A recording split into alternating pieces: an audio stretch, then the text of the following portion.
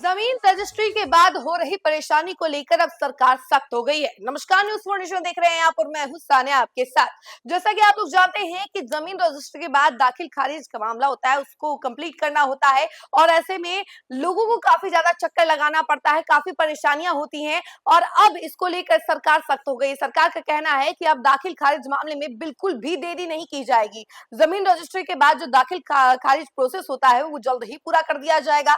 इसमें परेशानी नहीं होगी, ज्यादा चक्कर नहीं लगवाया जाएगा। और इसको लेकर आपको बता दें कि राजस्व एवं भूमि सुधार मंत्री विजय सिन्हा भी सख्त हो गए। उन्होंने कहा है कि अब इसमें बिल्कुल भी गड़बड़ी बर्दाश्त नहीं करेंगे, दाखिल खारिज मामले में लेट बर्दाश्त नहीं करेंगे। जल्द से जल्द इसको लेकर कड़ा एक्शन लिया जाएगा, पूरी प्रक्रिया जल्द से जल्द कर दी जाएगी। इसको लेकर क्या कुछ कहा उन्होंने, हम जरा आपको विस्तार से बताते हैं। बिहार में जमीन की रजिस्ट्री के बाद दाखिल खारिज की प्रक्रिया में हो रही देरी को लेकर सरकार सख्त हो गई है। सरकार आम लोगों को होने वाली परेशानियों को दूर करने के लिए अब एक्शन मोड में आ गई है।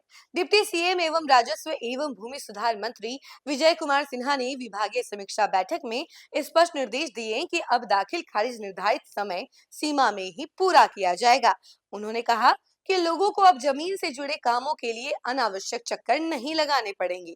डिप्टी सीएम ने राज्यवासियों से अपील की कि जमीन की रजिस्ट्री के 90 दिनों यानी 3 महीनों के भीतर दाखिल खारिज का आवेदन जरूर करें, ताकि निर्धारित समय सीमा के भीतर प्रक्रिया पूरी हो सके। उन्होंने कहा कि यह व्यवस्था जनता की सुविधा बढ़ाने और प्रशासनिक जवाबदेही को मजबूत करने के उद्देश्य से लागू की जा रही है। बैठक में ई मापी रिपोर्ट को लेकर बड़ा निर्णय लिया गया।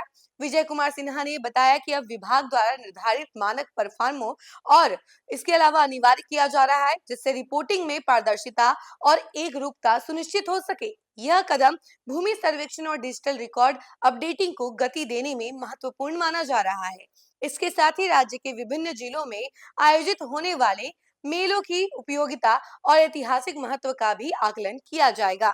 उप मुख्यमंत्री ने निर्देश दिया कि जिलों से ऐसे मेलों की सांस्कृतिक विरासत और राजस्व से जुड़े पहलुओं पर विस्तृत रिपोर्ट भेजी जाए, ताकि उनके संरक्षण और विस्तार के लिए उचित कदम उठाए जा सके।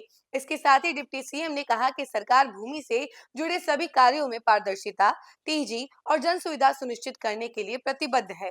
उन्होंने अधिकारियों को स्पष्ट चेतावनी देते हुए कहा कि शिकायतों पर त्वरित कार्रवाई हो तथा अनावश्यक देरी और लापरवाही को किसी भी सूरत में बर्दाश्त नहीं किया जाएगा।